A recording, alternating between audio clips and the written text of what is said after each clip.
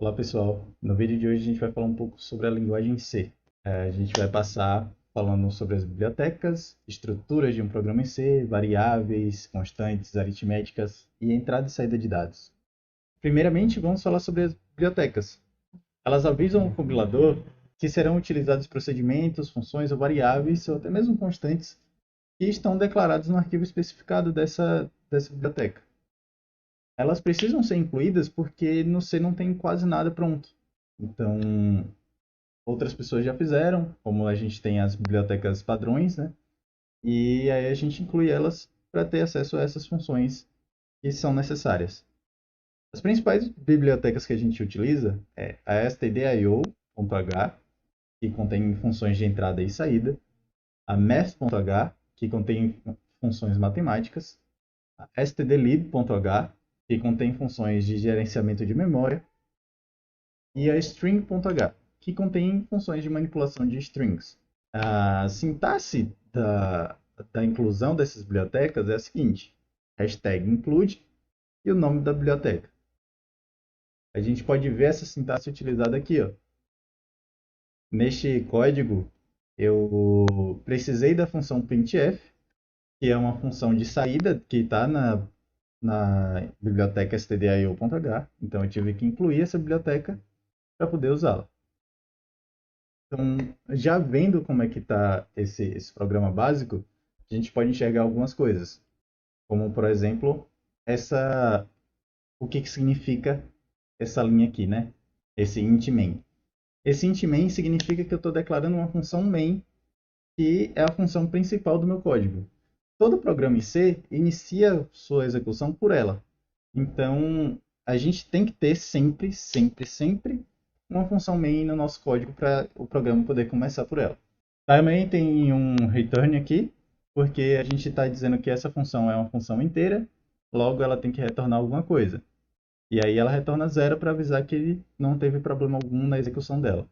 Todas as instruções que a gente está vendo aqui, elas são finalizadas com ponto e vírgula, observe.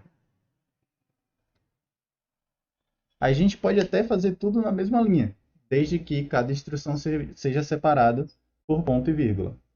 O C ele entende que a sua instrução acabou quando você tem um ponto e vírgula no final. A linguagem C ela é case sensitive, ou seja, ela diferencia letras maiúsculas e minúsculas. Se eu tivesse escrito printf com alguma dessas letras maiúsculas, ele não iria entender, porque a função printf ela é toda minúscula. Uma outra coisa muito útil que a gente vai utilizar bastante são os comentários. A gente pode fazer um comentário em uma linha só, que é um barra barra. Então, este é um comentário em linha. Essa execução não vai ser executada no código, porque esse barra barra já diz para o compilador que isso aqui é só um comentário, é só visível para o programador para melhor compreender o código. Além do comentário em linha, a gente também consegue fazer um comentário em bloco, que é usando o barra asterisco, digita o texto que você quiser e quantas linhas você quiser, e depois o asterisco barra. E aí ele fecha esse ninho de comentário, né? Esse bloco de comentário. Variáveis. Bom, nós temos 5 tipos básicos de dados. Eles são char, que representa um caractere, tipo A, B, aquele E comercial, qualquer caractere. O int, que representa um número inteiro. O float, que representa um número real. O double, ele também representa um número real, só que a precisão dele é maior. Ou seja, a quantidade de casas decimais, né, casa depois da vírgula, é maior. E temos o void também, que é o tipo vazio. Ele não tem nada dentro dele, sabe? Além dos tipos de básicos de dados, a gente também consegue modificar esses dados. Então a gente tem o unsigned, que diz que aquele dado lá está sem um sinal. A gente tem o long, que a gente aumenta o tamanho daquele dado. E a gente tem o short, que a gente diminui o tamanho daquele dado. O float não é modificado por nenhuma desses modificadores. E o double, ele só pode ser alterado pelo long. Então, como é que a gente declara a nossa variável? Em C, por ela ser uma linguagem tipada, é obrigatório você dizer qual tipo de dado é aquela variável sua, né? Por que isso? Porque na hora da compilação, o programa vai alocar a memória para aquele tipo específico de dado. Um ótimo caso para dizer isso é o float, né? O float, ele representa um número real com uma certa precisão, então ele tem um tamanho limite. E o double, ele tem um tamanho maior. Então, se você aloca espaço de um float e tenta colocar um double naquele lugar, não vai caber. Né? Então, para a gente declarar a nossa variável, a gente escreve desse jeito aqui, ó, int nota. Int nota 1, int qualquer valor, char. Então, a gente diz qual é o tipo de dado e depois diz o nome da nossa variável. Tá, e o que será que vai estar guardado nessa nota 1 assim que a gente declarou ela? Eu tenho um código aqui do lado que vai nos mostrar isso, né? Então, deixa eu rodar ele aqui. Nota que eu tenho a minha nota 1 declarada. Eu tenho um print dessa nota 1. E depois eu dou um valor para essa nota 1 e printo ela de novo. Então, vamos rodar o teste.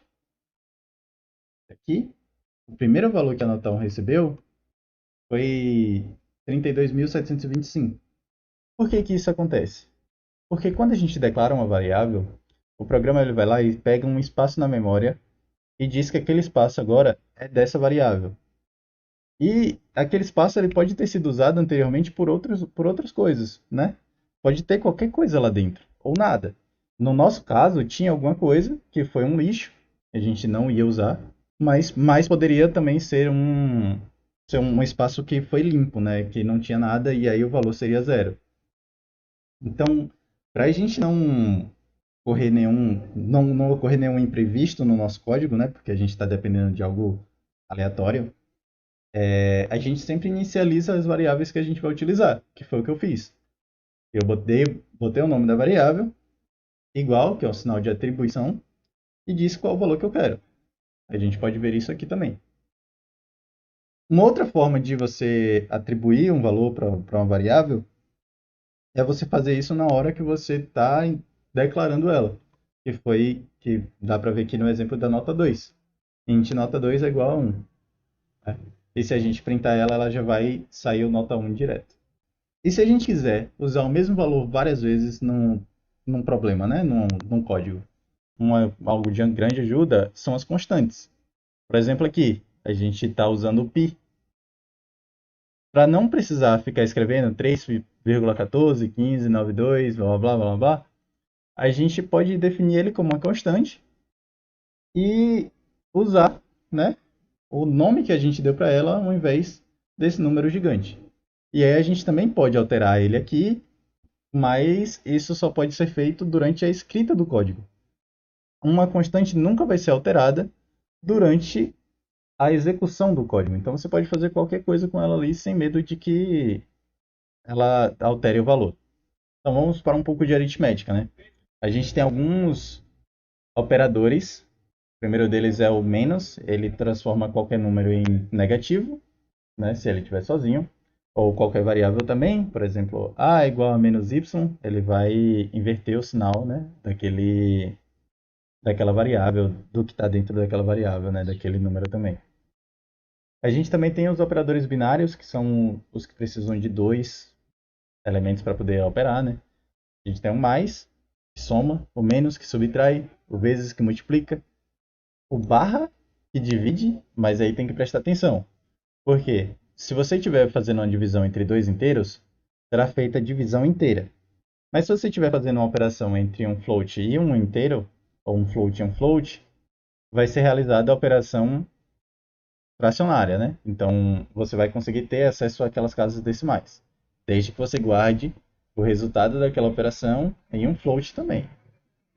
Um sinal diferente, porque esses a gente já está acostumado, né? São coisas que a gente usa no dia a dia. Um operador diferente é o porcentagem. Ele indica o resto da divisão inteira entre aqueles dois números. Por exemplo, aqui é o 10 porcentagem 3, isso significa o quê? Pega o 10, divide por 3. Sobrou alguma coisa? Sobrou. Sobrou 1. Então, esse é o resultado. Outros dois operadores que a gente tem são de incremento e de decremento. Por exemplo, aqui o x mais mais. Esse é o incremento. Ele equivale a x igual a x mais 1. A gente não precisar escrever esse texto todo, né? Porque, bom, isso uma hora cansa, a gente bota só o x mais mais, que equivale a isso. E o x menos menos também é similar, só que ele subtrai 1. Sempre 1. Nada mais do que 1, nada menos que 1. Sempre 1. Além deles subtraírem, a ordem deles são muito importantes. Então, eles podem ser pós-fixos ou prefixos. Então, eles podem ser antes do x ou depois do x. E no que isso diferencia? O uso do valor do x. Então, se você coloca mais x, você faz a soma, depois usa aquele valor. E se você coloca x mais, você usa aquele valor e depois soma. A gente pode notar isso aqui, né? A gente tem x igual a 2 e y igual a x mais mais. No final a gente vai ter x igual a 3, né? Porque a gente somou 1 no x, e y igual a 2 porque o y ele pegou o valor do x antes da soma. Já se a gente faz x igual a 2 e y igual a mais x, no final a gente vai ter ambos igual a 3. Por quê? Porque antes de você dar o valor de x para y, você está somando ele. Similar aos operadores de decremento e incremento, a gente tem os operadores compostos. Para que eles servem? Para que a gente não enxugar um pouco a nossa escrita quando for somar alguma coisa. Por exemplo, eu quero somar 10 ao valor que a gente tem naquela tal variável. Então, a gente pode fazer simplesmente, né, o nome da variável, número 1, mais igual a 10. Isso vai equivaler a número 1 igual a número 1 mais 10. Entende? Você pega o valor dele e soma mais 10 e joga dentro dele mesmo. Então, tudo que a gente fizer, todas essas 4 operações que a gente fizer, elas vão pegar o valor que está guardado nessa variável, somar, multiplicar, ou fazer o que for com o número que tiver desse lado, a variável que tiver desse lado, a expressão que tiver desse lado, e jogar no valor dela de novo. Então, a gente atribui àquela variável uma conta feita entre aquela variável e outros números, né? Saída de dados. A gente já viu, né, anteriormente o printf, que é uma função de saída de dados daquela biblioteca stdio. Ela serve para escrever na tela, né, o que você quiser, o que tiver dentro da expressão de controle. E essa expressão de controle, ela vão ter os caracteres que serão mostrados, ou seja, o texto que você quer que apareça, especificadores de formatação e caracteres de escape, né? Além disso, a gente também tem os argumentos que vão ser colocados nessa expressão de controle. De que modo?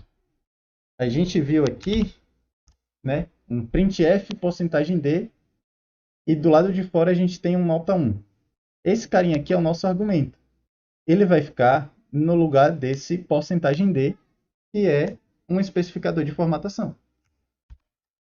A gente pode ver aqui uma tabela com esses especificadores de formato, né, que eles vão informar qual é o tipo do dado que vai ser colocado ali, né, e a gente também tem os caracteres de escape. Então, um porcentagem C significa que a gente vai colocar um caractere simples, né? Um porcentagem F, a gente vai colocar uma cadeia de caracteres, uma palavra inteira. Um porcentagem D é um número decimal, um porcentagem F é um número float. E os caracteres de escape, a gente tem o /n, que indica que é uma nova linha. Então, quando a gente faz alguma coisa, né, blá blá blá, /n. E mais alguma coisa, a gente vai ter um texto, vai pular uma linha e vai escrever embaixo. /t é o mesmo que apertar tab no editor de texto, né? Ele vai dar aquela indentação. O /b ele vai fazer um retrocesso. Ao invés de você ir um pouco, você vai voltar um caractere. O /aspas, a gente coloca aspas no texto, porque como você pode ver, a expressão de controle ela é voltada por aspas. Então, se a gente quiser usar aspas, a gente tem que botar esse barrazinha, porque senão ele entende que acabou a expressão. Então, se eu boto aqui um aspas dentro desse de, ele vai entender que a expressão acaba aqui, né? E o // para indicar a própria barra. Aqui um exemplo, né? A gente tem x igual a 2 e um printf, porcentagem D, olha o que eu falei, D é de decimal. Aqui tem o restante da frase que a gente quer, uma cadeia de caracteres, né? E aqui fora a gente tem x, porque ele vai entrar no lugarzinho desse x aqui, né? Desse porcentagem D. Aqui embaixo a gente tem printf, porcentagem S, então vai ter algum lugar lá dos nossos argumentos que vai ter uma string, uma cadeia de caracteres.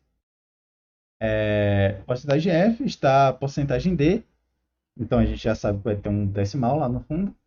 Milhões de milhas barra N, então salta uma linha, do Sol. Então, fecha aspas. E como os argumentos a gente tem uma cadeia de caracteres, né? Aqui, Vênus, e um número decimal. Eu tenho esse código aqui do lado que a gente pode rodar. Então, vamos executar aqui esse código para ver o que sai disso daí. 2 é o conteúdo da variável x, exatamente o que está escrito aqui, né? Como não tem um barra n aqui, ele não quebrou a linha e nem deu espaço.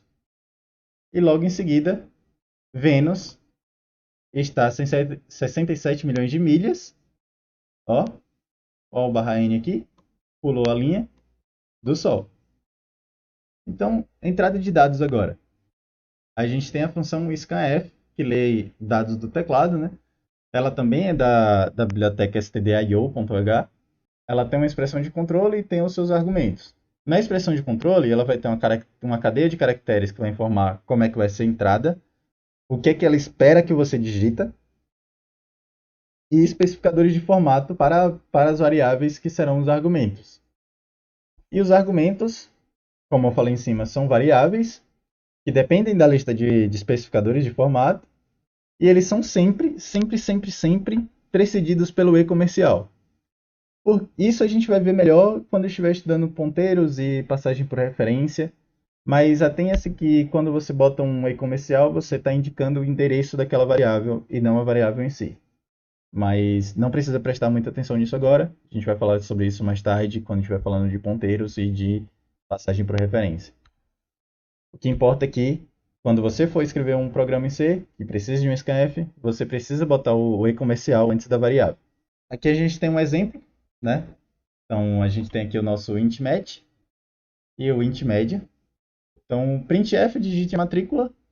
Então, a gente tem a função, né, que a gente já viu, o printf. Vai aparecer na tela o nosso digite a matrícula. E o scanf porcentagem D, endereço de match. O que vai acontecer? Quando você digitar um número, esse número vai ser guardado na variável match. E depois tem o printf, digite a média, e o scanf porcentagem F, endereço de média. Então, percebe que eles são diferentes, esses especificadores de formato, porque o tipo de dados dele são diferentes. A gente já viu quais são os especificadores de formato, né? Então, aqui nessa tabelinha. Existem mais do que esses, tem um porcentagem D, que é para double, porcentagem U, que é o decimal sem sinal, que está aqui. Outro exemplo que a gente tem aqui é dois inteiros, olha só. Tem um scanf, porcentagem D. Significa que vai ser um inteiro e depois outro inteiro. Agora vamos falar um pouco sobre boas práticas. Isso é importantíssimo, tá? É importantíssimo. Vamos começar pelo básico. Use comentários. Comentários ajudam muito, muito, muito. Você pode não perceber agora, porque os programas que você vai fazer são bem básicos, né? Os códigos que você vai fazer dá para você entender de boa, porque são pequenos e simples. Mas a longo prazo, se você não se acostuma a comentar o seu código, isso vai virar uma bola de neve. Dar nomes significativos às variáveis. Poxa, uma variável chamada A, uma variável chamada B. Não faz sentido, sabe? É bom você dar nomes que indiquem o que aquelas variáveis fazem. Por exemplo, média. Você sabe que aquela variável guarda a média de alguma coisa. Entende? A variável valor. Ela guarda o valor de alguma coisa. Dinheiro. Entende? Nomes que façam sentido. Colocar parênteses nas expressões para que a ordem das operações fique clara. Então, quando você estiver fazendo uma expressão algébrica, sempre coloca parêntese. Parêntese nunca é demais e você vai entender por onde é que vai começar aquilo dali. Sempre do centro para fora, né?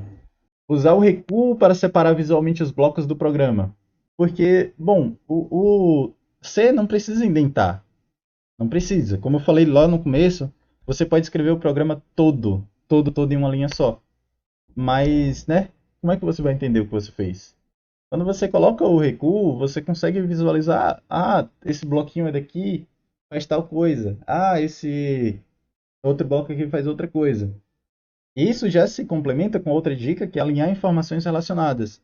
Então, se você tem uma parte que ela, poxa, ela só serve para pegar dados, aí você deixa ela separadinha. Aí você tem outra parte que serve para tratar esses dados, aí você deixa ela separadinha.